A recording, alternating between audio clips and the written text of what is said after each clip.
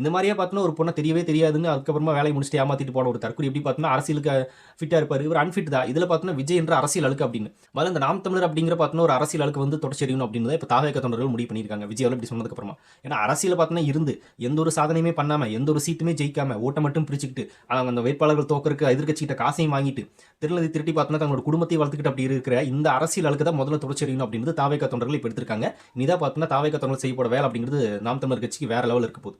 அதில் எந்த மாற்றம் இல்லை. இந்த நாம் தமிழர் அப்படிங்கிற ஒரு நாம் டம்மி கட்சின்னு வச்சுங்களேன். நான் சொன்ன மாதிரி நாம் டம்மி கட்சின்ற இந்த கட்சி பார்த்தோன்னா டம்மி கட்சி தான். இது டம்மியாவே தான் இருக்கு. வேற எதுவுமே சாதிக்க முடியாது, எதையுமே பண்ண முடியாது. ஒரு போராட்டத்தில் கலந்துக்கிட்டு ஒரு நாள் மட்டும் போட்டோ ஷூட் எடுத்துக்கிட்டு அதை எடுத்து சோசியல் மீடியாஸில் போட்டு மக்களுடன் களத்துள் சீமான் அப்படின்ற மாதிரி ஒரு விஷயத்து பிம்பத்தை கட்டமைச்சுக்குவாங்க. அடுத்த நாள் இன்னொரு போராட்டத்துக்கு போய் ஒரு போட்டோ ஷூட் நடத்தி இதை பேசிப்பாங்க. அந்த போராட்டத்துக்கு முழுமையான ஒத்துழைப்பு கொடுக்க மாட்டாங்க. அந்த போராட்டம் முடிகிற வரைக்கும் அந்த மக்கள் பக்கத்தில் நிற்க மாட்டாங்க. இல்லை இவங்க ஏதோ ஒரு போராட்டத்தை எடுத்தாது முழுசாக செஞ்சு முடிச்சு பார்த்தோன்னா ஒரு விஷயத்தை மாற்றிருக்காங்கன்னா அதுவும் கிடையாது. 15 வருஷத்தில் எதுவுமே செய்யாத ஒரு தற்கொலை கட்சி ஒரு நாம் டம்மி கட்சி அப்படின்னா இந்த கட்சி மட்டும்தான். அதனால இந்த ஒரு அரசியலுக்கே அன்ஃபிட்டாக இருக்கிற இந்த கட்சியை தொடச்செறியணும் அப்படின்றதான் நம்ம தாவேக்கோட முழு நிலைப்பாடு. அது எந்த மாற்றம் இல்லை. தாவேக தொண்டர்களோட நிலைப்பாடு அதை கூடிய விரைவில் பண்ணிட்டு தான் அவங்களே பண்ணிட்டு இருக்காங்க வச்சுக்கோங்களேன். இந்த நாம் டம்மி கட்சியை பண்ணிட்டு இருக்கு.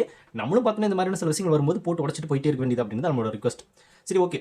இப்போ அந்த சாட்டை துணிமுருகன் நாங்கள் பேசும்போது அவரோட மைண்டில் என்ன இருக்குது அப்படின்னா நம்ம பேசுறதுக்கெல்லாம் யாருமே பதில் சொல்ல முடியாது, யாராலையும் பார்த்தோன்னா எதிர்கேள்வி கூட கேட்க முடியாது அப்படின்னு நினச்சிட்டு பார்த்தோன்னா மேடையில் பேசுறது. ஃபர்ஸ்ட் இவங்க பேசுறதுக்கு இன்னொரு முக்கியமான விஷயம் நான் சொல்கிறேன் பாருங்களேன். இந்த மற்ற கட்சிக்காரங்க எல்லாம் பார்த்தீங்க அப்படின்னா எல்லாரும் சாஃப்டாக வருவாங்க, சாஃப்டாக பேசுவாங்க, சாஃப்டாக கருத்தை முன் வைப்பாங்க, போயிட்டே இருப்பாங்க.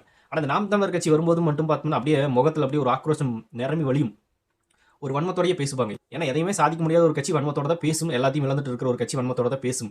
கோபத்தில் பார்த்தோன்னா கை ஆ ஊ அப்படின்னு தூக்கி பேசுறதா பார்த்தோன்னா இந்த கட்சிக்கே வேலையை வேறு எதையுமே பார்த்தோன்னா சாஃப்டாகவே பேச மாட்டாங்க.